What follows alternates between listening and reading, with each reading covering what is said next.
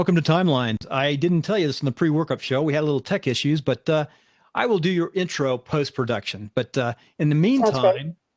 meantime, we're going to talk about something that's really unique about you. And how do you do? What is it? How many interviews have you done in the last 30 years? Over 62,000. 62,000 interviews. How does a person do 62,000 interviews? I don't sleep. I don't sleep as well as I might actually, but some of them were in groups. So a bunch of them were in groups and some of them were one-on-one. And I had a very busy schedule. I was flying from city to city. I think the most groups I ever did in a day was 6. That was a lot. Maybe I did 8 once. I think I might have done 8. So they were 8 1 hours, but I've done 6 2 hours in a day, believe it or not. So, yeah. So who is your favorite interview?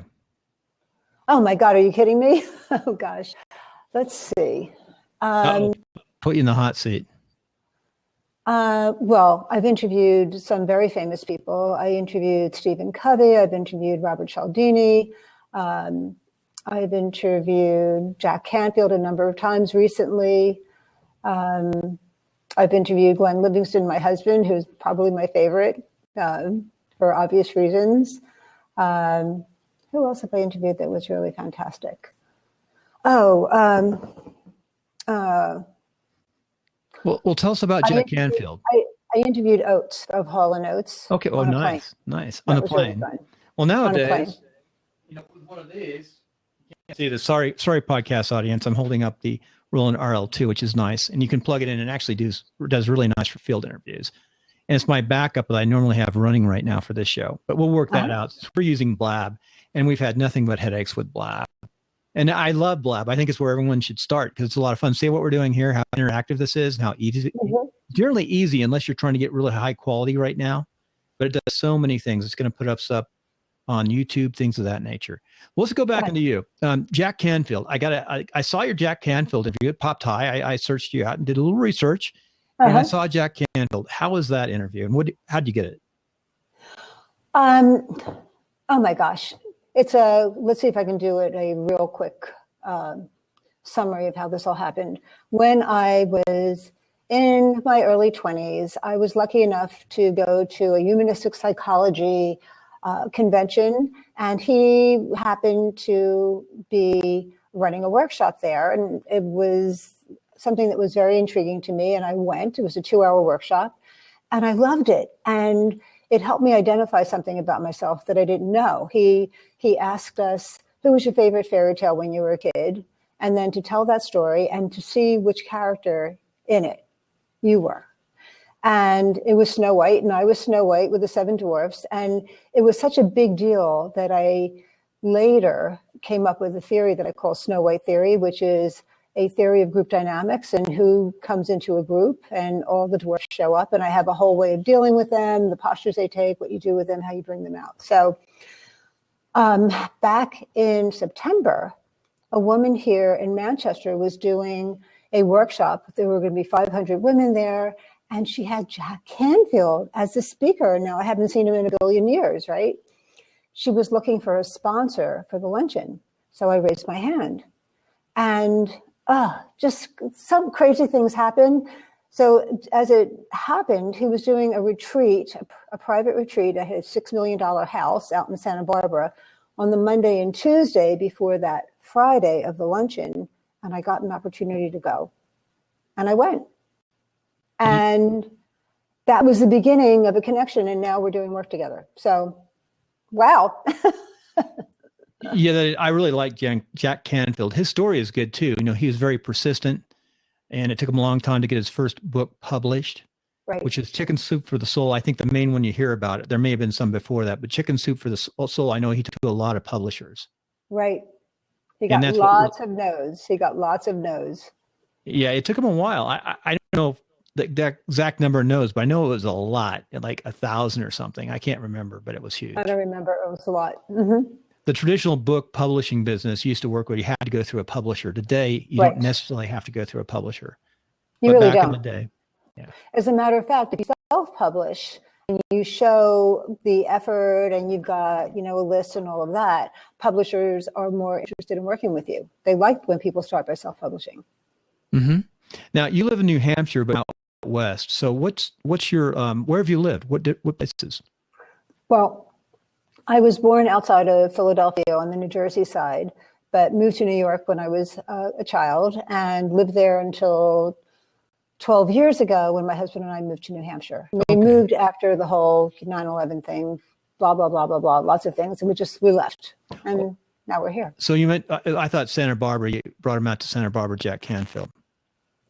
Nope. Okay. I flew out there to see him. Oh, okay, I got it. Now I understand. Sorry about that. So you've been New York, East Coast, New Hampshire. Smart place to go, New Hampshire. I like New Hampshire. It's one of the 4 or 5 states I looked at semi-retire to.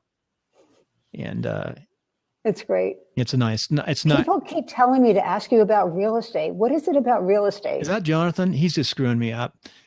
He has a real estate show. He's a tech guy, and he's developing products for real estate folks.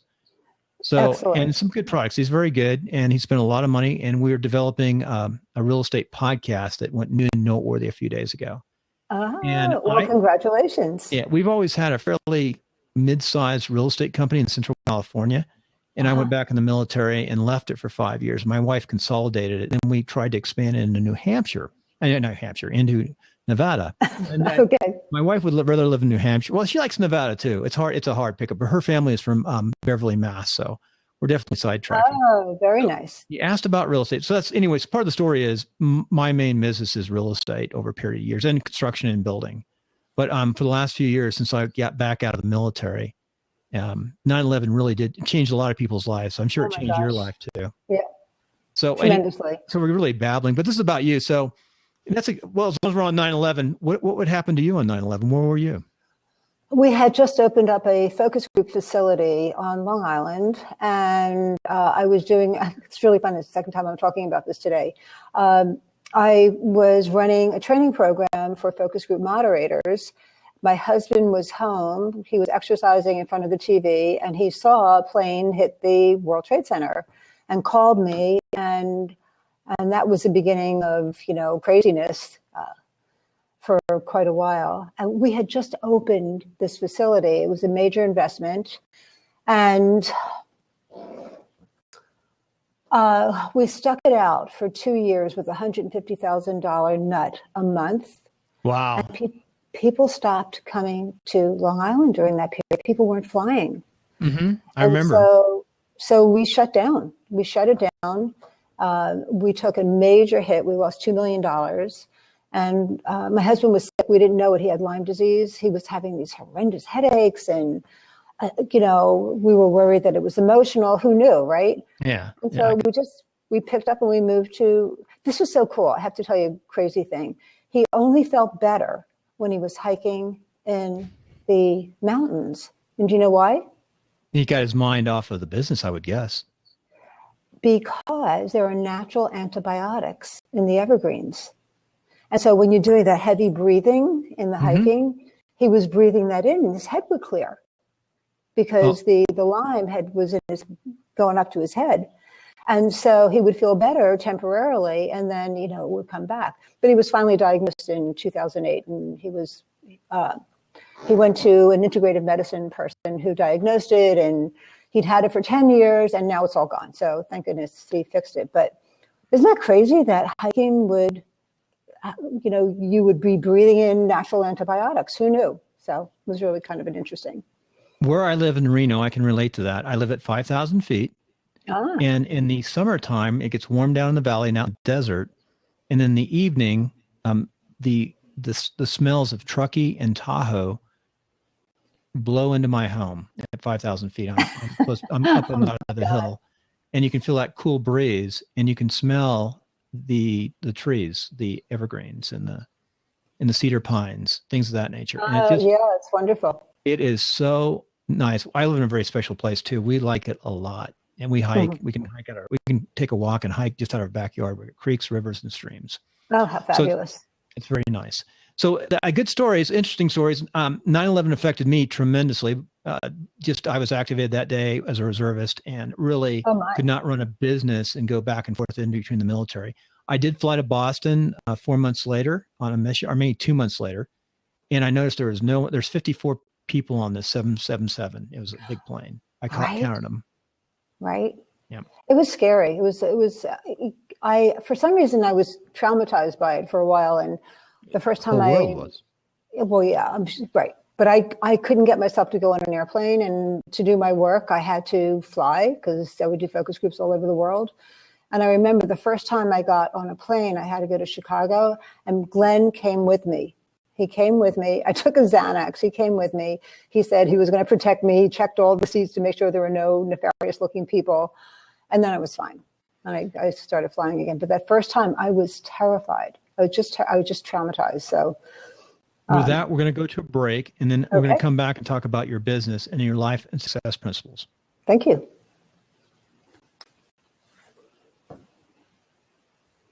Okay, back off of Blab, let's get back into what you do and what your business is.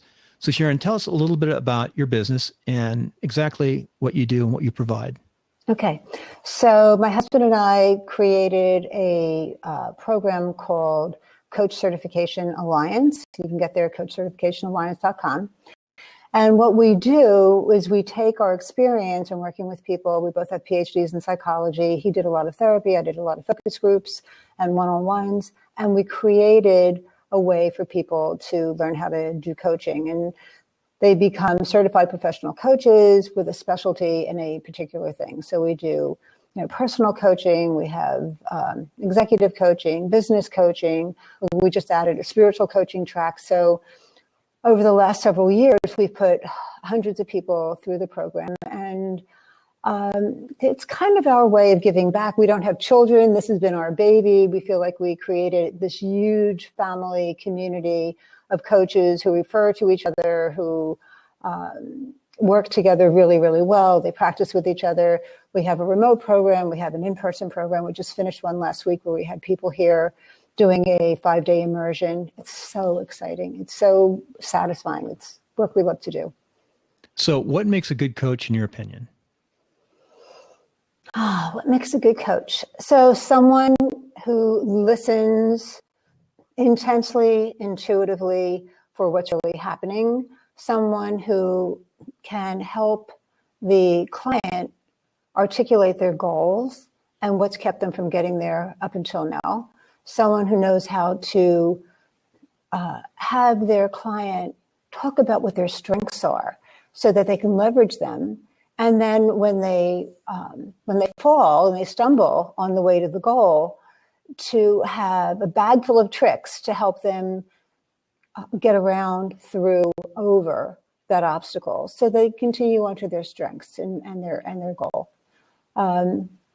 So it's someone who's creative, someone who is compassionate, empathic,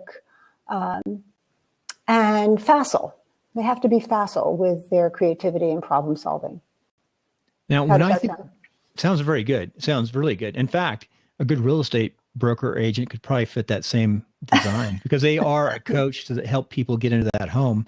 Yeah. And it varies. My wife works with people with millions of dollars and people with a few $100,000, and they're different type of personalities and clients generally, but they all have a lot of questions and fear of getting to that home. Right. Offer. Right. So we did talk about real estate. Jonathan, we satisfied our real estate discussion there. That's why I'm laughing. Let me go on. Let's say if someone wants to become a coach, they could sign up for your course and take it. But what are some of the things? How long would it take them to start making money, and how would they find clients? So what's unique about our program in particular is not only do we give them all the skills they need to be a good coach, but we teach them how to create a practice and how to get people knocking at the door. Because you could be the best coach in the world, and if no one, it's like you can create the best product in the world, and if you don't know how to market it, no one's going to buy it, and it's back in the store or it's in your garage, and nothing happens. So what we do is we work with them to teach them how to easily, without having to be a heavy tech person and know how to do Google AdWords or any of that, how to get people coming to work with them. And one of the big things about it is they have to have a specialty. You can't go out and call yourself a life coach. You can't even really go out and call yourself a a business coach without saying what type. People need to know specifically what you do so they can resonate with you. You know the whole thing about getting into the conversation in their head. So if there is an aspect of life where you've had a lot of experience, which makes you an expert, and you can figure out the language that people use to talk about that thing that's a problem to them that you've solved, then people will know that you're the right person. And we teach people how to do that. So, yeah. Very good. So driving on, that's a good thing to do. Now let's get into your life and success principles. Okay. And let me say the first one as you go over here. Okay. We are. And by the way, they change a little bit day to day, depending on the day. So that we'll follow up on that. Okay. So first one is believe in yourself. What does that mean to you? So there's this great story, and I can't remember the name of the author now.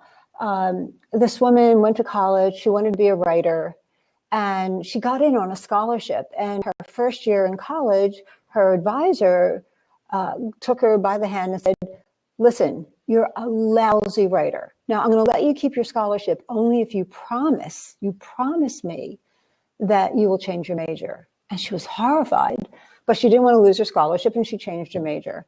And a number of years later, this poor thing was working as a waitress someplace in a city in Texas. And there was a group of writers. It was a writer convention, and she was waiting tables. And she saw these people, and she recognized some of them, and she went up to them, and she wanted to get their autographs. And she asked about writing, and they said, well, why are you so interested? She said, oh, I always wanted to be a writer. And one of the guys said to her, well, what's holding you back? And she told the story of how she was rejected by this advisor who said her writing stunk. And he said, well, if you want to send me something, I'll take a look at it. At any rate, she ended up being the author of Romancing the Stone. Very good. A lot of authors and a lot of successful authors. Yep. That's good. That's a fun movie. Yeah. I remember that movie well. And there was a whole series. I know. When was the book? When was the book written? Well, that must have been the 70s or something, right? Romancing the Stone, right? Yeah. And the movies were, I can't remember when the movies were. It doesn't seem, I gotta think, time flies, doesn't it? I know, who knows when the movies came out, but the movie was fun. Bob wants you to write a book about real estate. Yeah. Bob does? Man, he's going to give me a hard time today. Both of them, yeah, but Bob is, I'll tell you, this is one thing about Blab. For the podcast, it's unique. I mean, it's really interactive. And if you're on podcast, you can watch the entire episode over at timelinesofsuccess.com or ublabcast.com. It's going to be up actually within minutes after this shows up automatically on ublabcast.com, if Blab works correctly. And you can see all these fun notes, the ones that I don't take out. But Bob, we can talk about Bob. Bob's a character. He's a political consultant and works on staff in California in the Republican Party. So he is a pretty powerful, well-known person in the political realms. I can tell you all about establishment politics, which you're close to New York. You just went through that yesterday. And New Hampshire, of course, leads the way in politics. Right. We some of the clients, some of the people we work with are politicians and real estate agents. So yeah, that's our, you want to focus into two areas. That's what we focus into. Your buds are really fun. They're giving me a hard time today. Payback. It's payback. I think they're enjoying doing this. So driving on, let's focus on the positive, find fun parts and laugh. What are those two things? So I am the kind of person, we all have hardships, right? You can't get through life without some kind of annoying thing or whatever. But I have found if I focus on the positives, that inspires me to move forward. And the story about the little kid, the optimist. I'm an eternal optimist, and the little kid who walks into this room and there is a pile of manure. He starts going through it, and his mother goes, oh, "Johnny, what are you doing?" He said, oh, "I'm looking for the pony." So you know that story, right?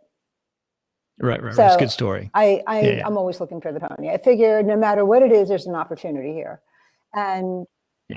So that is the next two: dream big and look for the opportunity in every problem. Yeah. So I think that if you can visualize and imagine a goal, that you have a really, really excellent shot at making it happen. Because when you create a belief, and by the way, I'm a hypnotherapist, and I train hypnotherapists.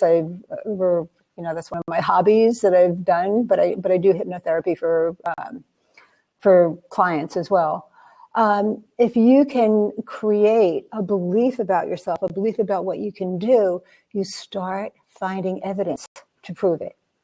And so if I believe that I'm going to sell 200,000 books this year with my new book, somehow or other, I'm going to find a way of doing it. If I believe I'm going to sell 5, I'm going to probably do that as well. So I'd rather believe in the 200,000 and go for it. Like, why not? Yeah, great. I always feel better when I go for bigger. I know that for a fact. When you're talking about just surviving the next month or getting along or figuring out your cash flow, whatever it might be. You create that. Yeah. It's a self-limiting belief. Yeah. Right. There's a lot of truth to that. A lot of truth. So, and the final one is pay it forward. What's that mean? First of all, when I take care of someone else, and I'll do in little ways. Like, I'm one of those people who'll pay for the person in the line behind me at the toll, or I'll just buy somebody a cup of coffee, or someone, oh my God, I need something. I'll pay for it. And somehow or other that comes back. So it's also like the Cialdini reciprocity thing. You give to someone, they feel like they want to give it back. So there's 2 parts to it. So one is it just feels good. It feels good to come out of myself and take care of someone else and see the smile on their face. And then the other part, that's really cool what Jonathan said. We can't solve problems by using the same kind of thinking we used when we created them. I think that was Einstein, right? Einstein said that. And that's brilliant, right? So, yeah. So if I am willing to put myself out there and give, it comes back. And it might not come back in exact form, but it comes back in some way. So the more I'm able, I just believe this, the more I'm able to give, the more I get. I'll tell you what, you're a natural for this Blab platform when they fix it, because you're doing so well micro tasking. And this is one of your first days on Blab. You're really tearing up. Well, thanks, Sharon. With that, we're going to go to our final break, come back and find out how the listener can find you and what the listener can do for you, plus one last question. Okay. Sharon, we're coming back off the... Oops. Hold a second. Sorry. Sharon, we're coming back off the break. And we're going to ask, first of all, how can the listener of you? So I'm not hearing you now. That's a blabism. What's going on? Okay, Sharon, welcome back from the break. What we want to know is how can the listener first get a hold of you? Oh, well, there are a few ways you can get a hold of me. You can call me directly. I'm very, very good at returning calls. This is my cell, 603-505-5000. And I love to talk to people. I love to hear what their thoughts are about coaching, why they want to become a coach, what it means to them. Most of the people who come in are people who've been successful in some other part of their life, but they now want to work their passion. They want to give back. So generally, these are people in their 40s through their 60s, who are restarting. They really want to use their life in a different way. So I love to talk to them for that reason. They also can go to takethecoachingtest.com to see if they have what it takes to be a coach. And they can also look at our site, which is coachcertificationalliance.com. That's very good. Those are 3 ways. Yeah. So you covered what they can do for you as well as contacts. So we got that all knocked out. Well, I'm going to ask you 2 last questions. Okay. The first is, how did you actually decide to start this business? So both my husband and I have PhDs in psychology. I had been working in marketing research using all of the skills that I had learned about psychology and, creating different protocols. And my husband had been doing therapy. And he got really interested in marketing, and I got really interested in helping people. And we've been very, very busy. We've been married for 28 years. We don't have any kids, and we needed a family. And I think that this became our baby, and we've been growing it. And it is our passion. We feel like this is a way that we can inspire people to inspire people. And it's like the drop of water in the pond that ripples out. And it really is doing that. It's been just an incredible blessing. It's the most exciting thing I've ever done. Very good. And the very last question is, where's the best place I can eat in either New York or New Hampshire? Oh, don't even bother eating in New Hampshire. Forget about eating in New Hampshire. In New York, oh my God, almost any place. I mean, yeah. Almost any place. In New York, almost no place. I mean, in New Hampshire. Although there's this really cool place in Exeter, New Hampshire that my husband and I go to fairly regularly now. It's called Blue Moon Evolution. It's in Exeter. You have to use your GPS to get there, but it's sophisticated and simple at the same time, and the food is delicious. So I would recommend that. What kind of food is it? They have everything, but my husband's a vegan, and he eats raw vegan most of the time, and you can actually get fancy raw vegan dishes there. But they also have fish and chicken and beef. They have typical stuff, but it all looks beautiful. It's presented delicately. There's nothing like heavy and like, you go home, feeling like you ate a truck or something. So we like it. We like it a lot. And that's so true about New York. That's one thing I miss is New York did have excellent foods of all types. Anywhere. You go into any Italian restaurant in New York and it's like, oh my God, this is incredible. So I miss that. I've got a theory why it's so good in New York. There's so much competition that you have to be good or you're not going to survive. That's got to be true. That's got to be true. Well, I want to thank you for your patience. We had fun today trying to get Blab and everything rehooked up after my big day yesterday of doing live streaming out to Atlantis. And your husband will be up here shortly in the next couple of weeks. He will be, I'm not sure what platform he'll be on, but he will be coming up on, I think, let me pause for a second. Hey folks, I'm Silva with Sharon here. One last thing. Glenn, her husband, will be on the 3rd of May live. We're not sure what, just stay tuned, go to Timelines of Success schedule, and you'll find the links if you want to watch live. It'll be 9 a.m. Pacific, 12 p.m. East Coast time. So we'll look forward to him on the 3rd, and we'll follow up. And you're welcome to join in with him if you want to on the platform. Oh, that might be fun. I'll see if I can. So thanks. Appreciate it. Thank you. This was fun. And thank you guys, Jonathan and Bob and everybody. Yeah, folks, you got to go over to ublabcast.com. Just see the whole story. Thanks.